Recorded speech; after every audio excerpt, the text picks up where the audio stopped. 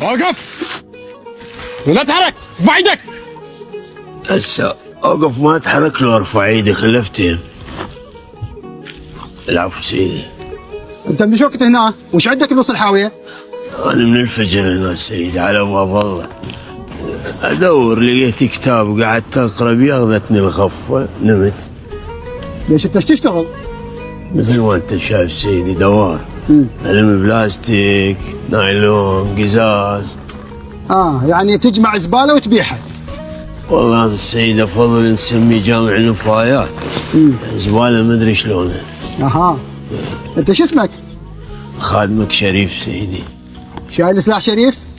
لا، اذا تقصد مسدس آلة حادة ابد سيدي، بس هذا الكتاب وياي.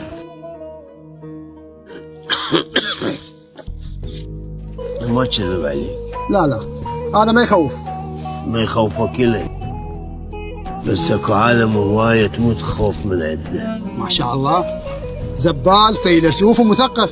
وهاي حاجة الزبالة سيدي بها هواي كتب قيمة مع الأسف، علم نفس، فلسفة، اقتصاد، علم اجتماع، شو تريد موجود.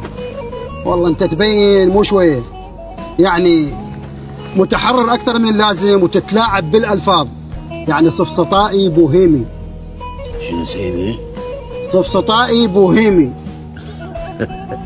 سيدي هاي المفردات والمعاني ما تلقيها بحاوية الزبالة، تلقيها بمعرض الكتاب هناك. بس على العموم أنا أشكرك على هاي المعلومة، راح أخزنها بدماغي. يلا تعال اطلع من الحاوية، اطلع. صار سيدي. ساعدوك؟ لا أنا متعود. فتشوف.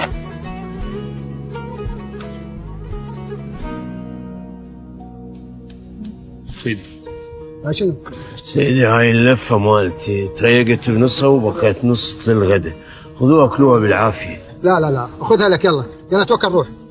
سيدي خذ لك منها عظة ترى نظيف. توكل روح، امشي يلا امشي. صار سيدي.